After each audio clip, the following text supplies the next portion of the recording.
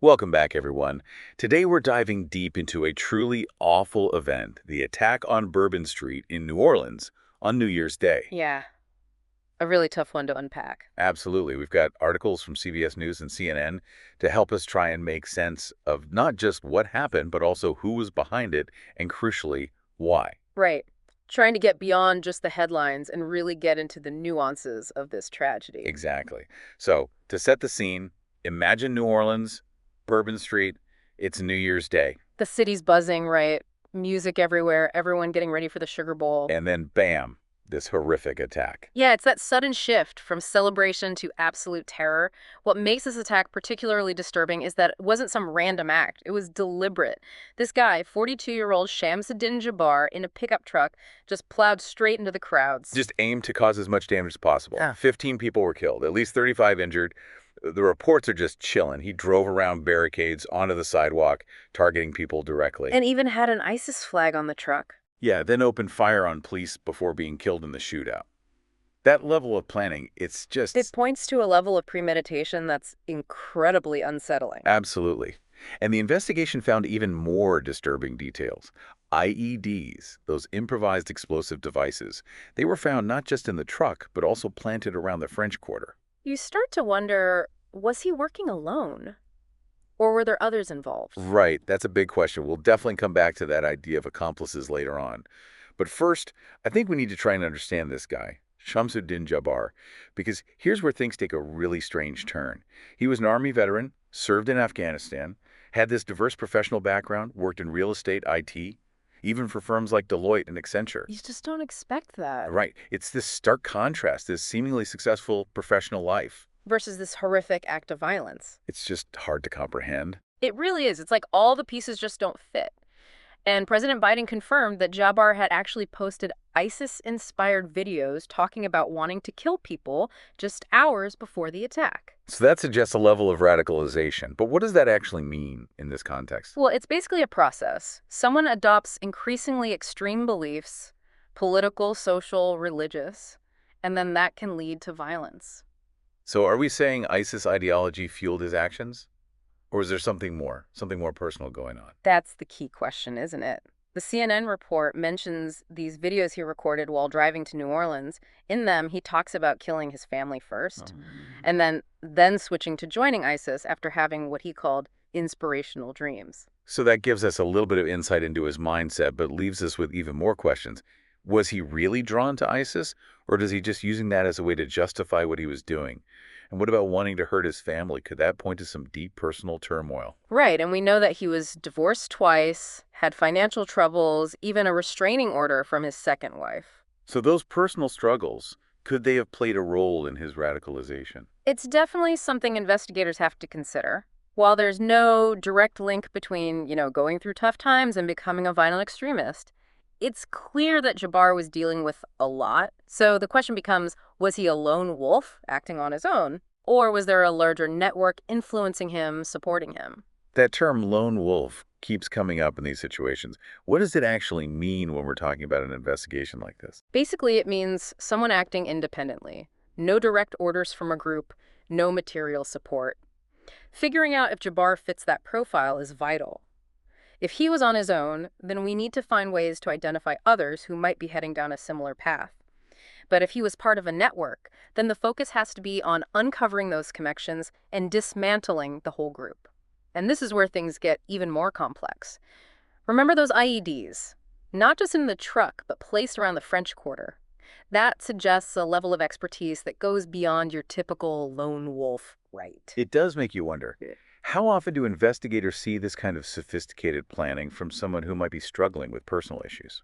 It definitely raises the question, did he have some kind of training? Support from a network? We know that groups like ISIS have been actively encouraging these kinds of attacks, even providing instructions on how to use everyday materials to cause maximum damage. So even if Jabbar wasn't taking direct orders from ISIS, he could have been influenced by their propaganda, their online tutorials, Exactly. like a DIY approach to terrorism. It's a disturbing trend and a huge challenge for law enforcement.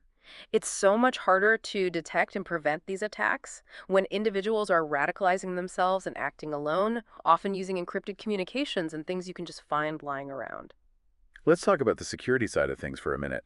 That CBS article mentioned a memo from 2017 where New Orleans officials actually acknowledged the risk of vehicle attacks. Oh, wow. They even referenced incidents in Nice, London, New York, all those places where terrorists use trucks to attack crowds. So they knew this was a possibility. That memo is really eye-opening. It shows they understood how vulnerable, crowded public spaces are to this kind of attack. And we have seen vehicle ramming attacks becoming more and more common in recent years. So they knew the risk, but what were they doing to actually mitigate it? The article mentions that the city was working on upgrading security measures, but hadn't finished yet. What kind of upgrades were they talking about? Well, the memo lists a whole bunch of things: installing bollards and barriers to block vehicles, increasing surveillance, more security personnel. It makes sense, but I imagine trying to implement those upgrades in a city like New Orleans, with all the history, the narrow streets, the crowds. Exactly. It's not easy. You got to balance security with preserving the character of the city. How do you harden a place like Bourbon Street without turning it into a fortress? That's the challenge cities all over the world are facing. There's no easy answer. You need a multi-layered approach, not just physical security, but also intelligence, community outreach, making people aware of the risks. But even with the best efforts, it feels like there are always going to be vulnerabilities. That's the reality, unfortunately. So from an individual perspective, what can we do to protect ourselves? Can we even feel safe in public places anymore? It's understandable to feel vulnerable, but it's important not to let fear take over. We can't let these acts dictate how we live our lives. We can't let them erode our values, our freedoms. But we can be smart, be vigilant, be aware of our surroundings, report anything suspicious. And we can have conversations, real conversations about security without turning our communities into something they're not. So it's about finding that balance between personal responsibility and collective action, between security and freedom. You've got it.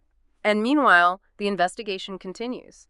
They're still trying to understand Jabbar's motivations, whether he had help, any ties to ISIS or other groups. It's not just about uncovering the truth behind this specific attack, right? It's about learning from it, preventing future tragedies. Yeah.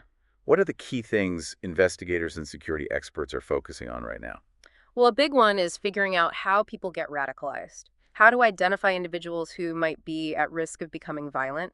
And it's not just looking at what they're doing online, it's also about their social circles, their personal lives, what might be pushing them towards extremism. So the whole picture. Exactly. Another key thing is adapting security measures to address this threat of vehicle attacks. So things like hardening public spaces, better intelligence gathering, more coordination between agencies. All of that. And it's not just law enforcement. This is a collective effort. We all have a part to play: individuals, communities, governments. Right. We need to create a more resilient society. Going back to New Orleans for a moment, they had to postpone the Sugar Bowl, obviously. It's a huge sporting event and a big deal for the city. But it really highlights how this tragedy impacted so many people. It really does. The postponement was symbolic, a chance for the city to grieve and heal. It also highlighted the economic consequences. So many businesses rely on tourism and big events, they took a huge hit. It's like the city itself was in shock. But amidst the grief, you saw incredible courage, resilience, first responders, medical personnel, everyday people rushing to help, putting themselves at risk to care for others. It's a testament to the human spirit, you know? Even in the darkest of times, you see hope, unity, compassion. It's a powerful message and something we should all hold on to. I agree. It's easy to get caught up in the darkness, the violence, the fear. But we have to remember the light, too. The strength, the determination to heal and move forward. It's hard to talk about this without thinking about the people who actually saw it happen. It must have been terrifying. One minute you're celebrating, the next. Yeah, total chaos. The CBS article mentions this couple from Iowa, Jim and Nicole Mower. They were visiting for the Sugar Bowl. Right there when that truck plowed into the crowd. I can't even imagine. The trauma, it's like your whole sense of safety just shatters. You start questioning everything. For sure. And it reminds us that behind all the headlines, the statistics, there are real people whose lives are forever changed. It makes you think about the wider impact, too. We've talked about security measures, but it feels like it's always a race to catch up. How do we stay ahead of the curve when the tactics are constantly evolving? And the threat can come from anywhere. It's a huge challenge. Intelligence gathering is crucial, obviously. Being able to connect the dots, identify potential threats before they become reality. But that requires a lot of cooperation, right? Between different agencies, governments, even the private sector. All of that, yeah. And with international partners, too. It's about breaking down those walls. But sharing all that information, it can be a slippery slope. How do we make sure we're not sacrificing our privacy, our civil liberties, in the name of security? Right, that's the balancing act, isn't it? We need strong safeguards, make sure we're protecting individual rights while also giving law enforcement the tools they need. It takes constant vigilance, transparency, and a real commitment to our democratic values, even when it's scary. And it's not just about what the government does, is it? We all have a responsibility to be aware of our surroundings, report anything suspicious, look out for each other. Absolutely. We can all play a part in creating safer communities. It's about being vigilant, not paranoid, staying informed, talking to each other, and challenging anyone who tries to exploit fear and division. It's tough to find any positives in something like this. But can we, I don't know, can we use this awful event to create some kind of positive change? I think we can. We can honor the victims, their families, by working to prevent this from happening again.